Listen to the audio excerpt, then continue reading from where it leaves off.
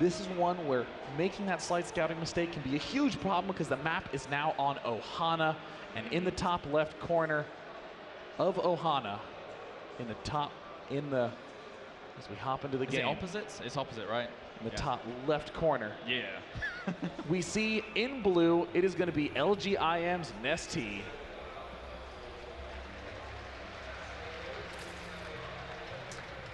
And spawning down to the bottom right-hand corner, he needs your support, guys. Currently 1 game down in this best of 3. Give it up for Azubu's viOLet. Now, Ohana, a very, very open map in relation to Daybreak. You see massive, massive amounts of counter-attack potential here on this map in ZVZ. Most commonly, you will see it on, for example, we saw it at the WCS Combined European Nationals, where we had FXO Lowly, who managed to actually win that entire tournament, go up against the likes of Blast Sizz, who some of you may or may not know. And as such, going for those kind of counterattacks when you know your opponent is going to be moving out into the middle of the map, it can be absolutely brutal with that very, very high-speed Ling run-by. We see kind of a cool play coming out of NesTea. He's actually doing a 10-pool double extractor trick follow-up.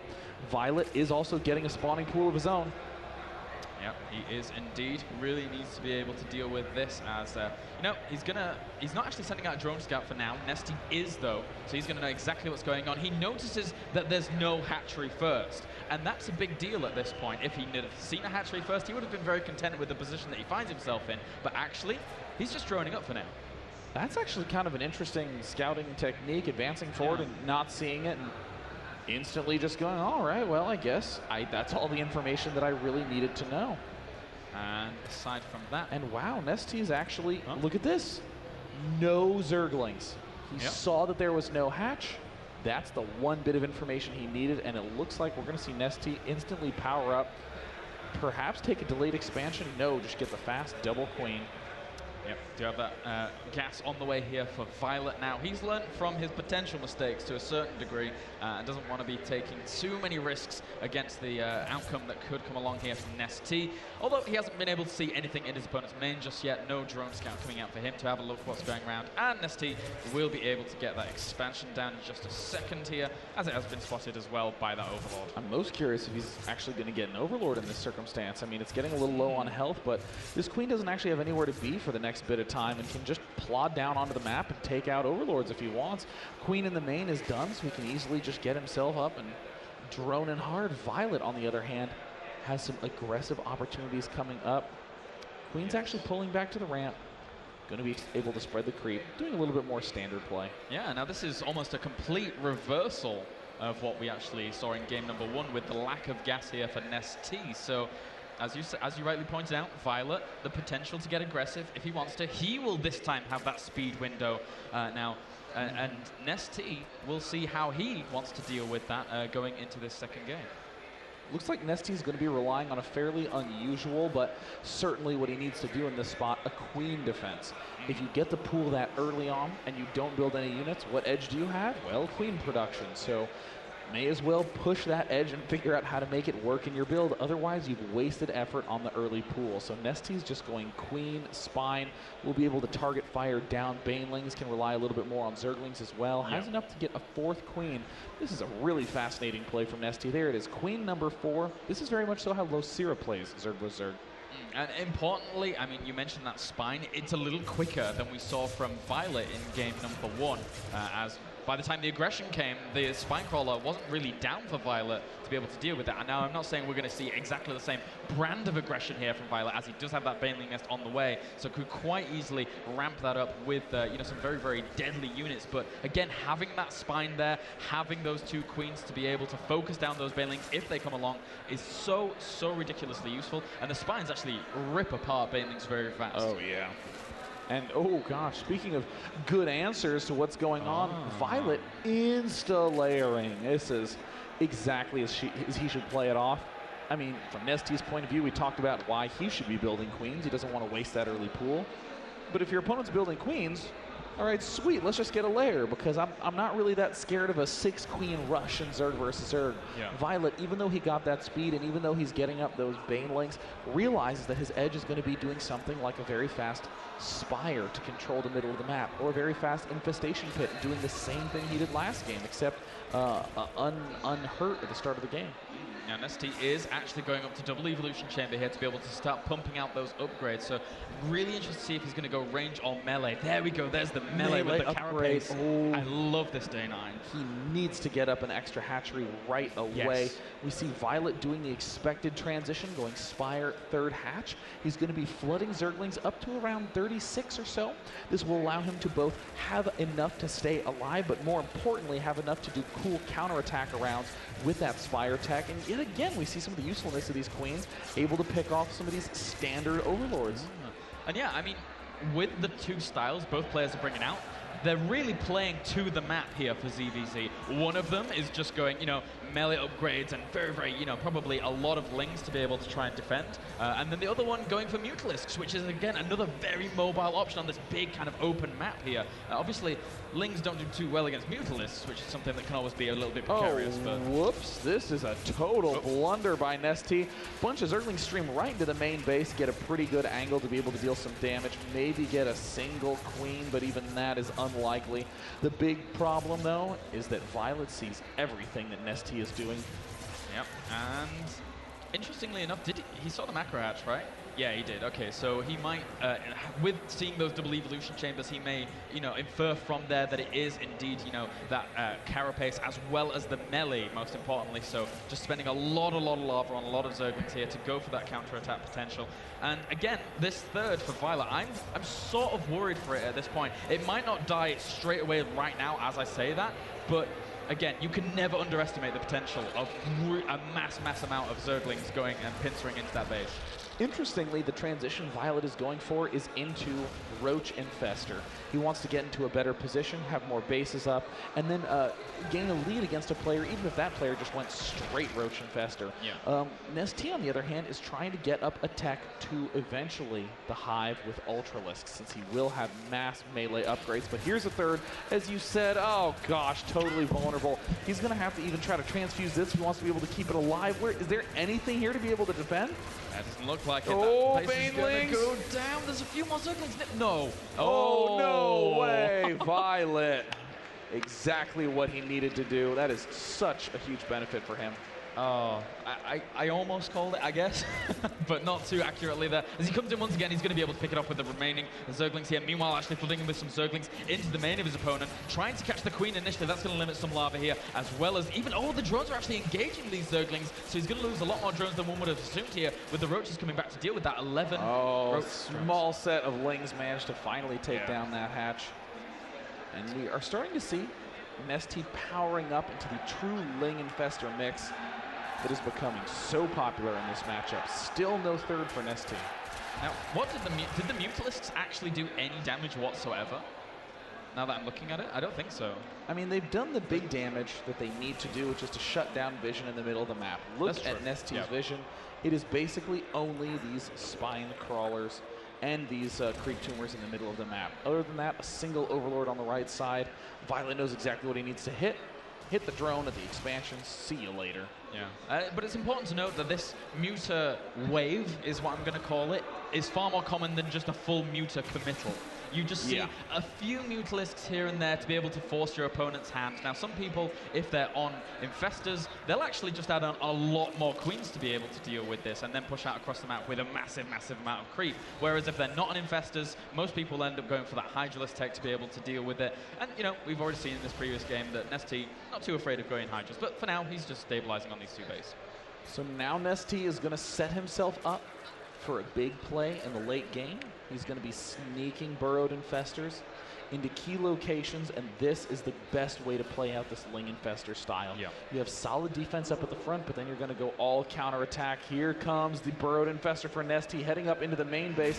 Looks like the Roaches, an excellent nab there by viOLet, pulling down all the Zerglings, but there's the big infested Terran swell.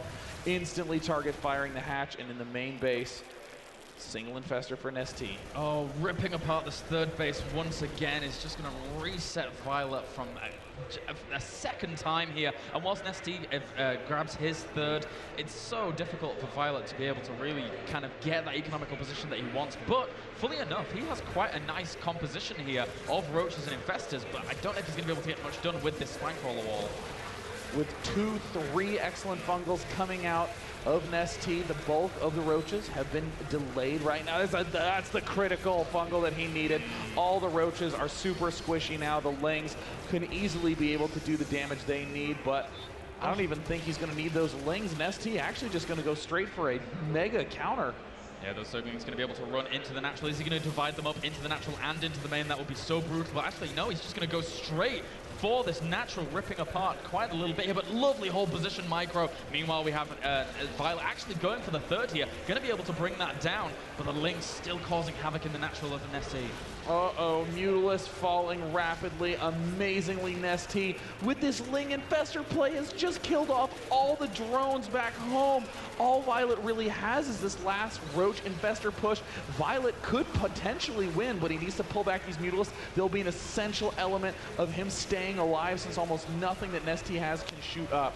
There will be indeed. As for now, NesTea still nibbling away at this natural here. Going to try and bring down this hatchery. The Broodling's actually popping out there, doing considerable amount of damage actually to those Zerglings. But for now, a spine crawler wall was constructed by NesTea in the meantime.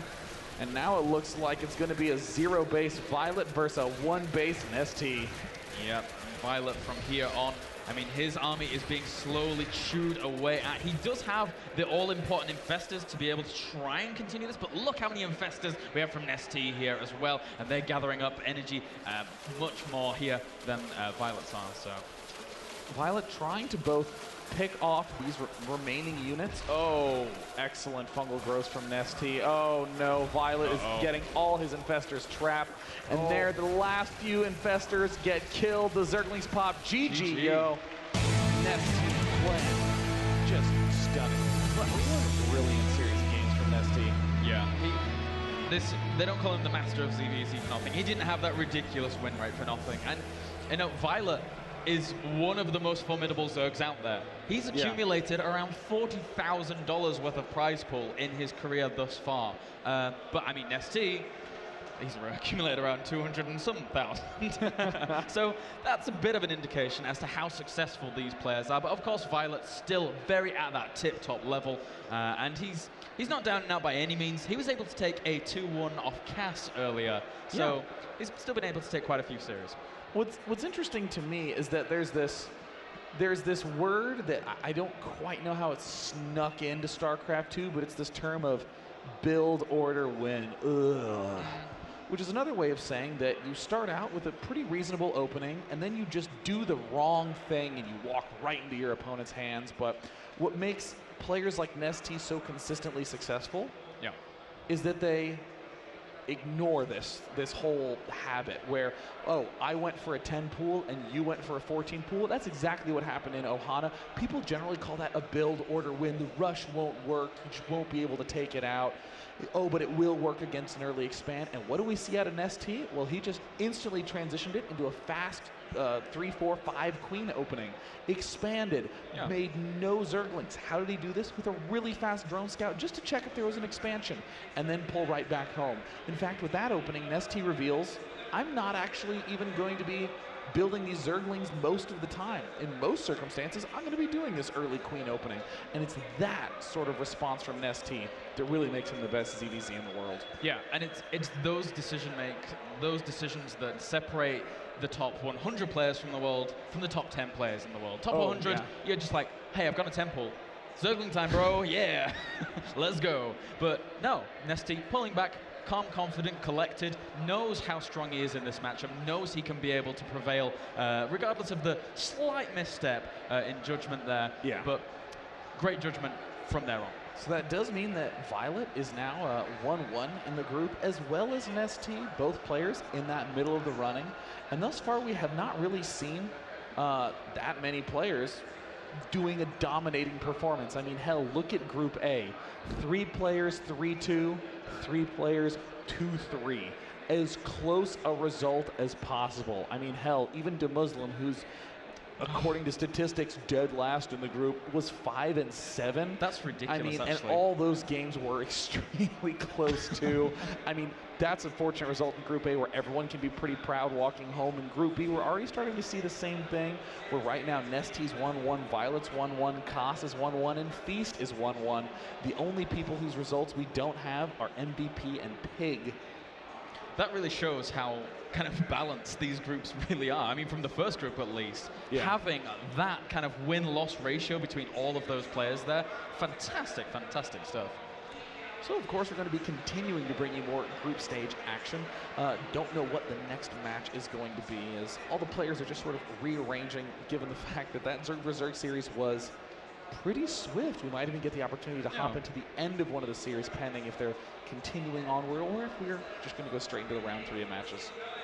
I'm really interested to see how this group's going to unfold, to be honest. I want to see if it's going to be as close as Group A. If so, if every single one of these groups is as close as that, then you know that the tournament structure works. You know that you know that all of these players are here for the long run. They're not just kind of, oh well, you know, I qualified, I'll give it a shot or whatever. They're practicing extremely, extremely strongly for this. And actually, I mean, Group A, considering NesTea, 4GG, and Sortov were advancing, I don't think that's necessarily what everyone would have predicted with, you know, big Korean heavy hitters there like Inori and Puma. Yeah, the Inori Puma down in the bottom 3 is a pretty big surprise. Group B, though, the person I'm most interested to see perform is going to be Feast. He's the only Protoss in Group B. There were only 2 Protosses who played on this first day of playoffs, so I certainly think that Feast has the ability to do well. I'd like to see him in the top 3. He's always been sort of on the cusp of emerging as one of the top Europeans. And he made his name at the Intel Extreme Masters. Yep. Everyone At remembers Kiev. him for his fourth place finish at the Intel Extreme Masters World Championship. So I think we are going to be throwing it over to Jarrett on the stage, ladies and gents, and we'll be back in just a bit. LG, IEM, NesTea.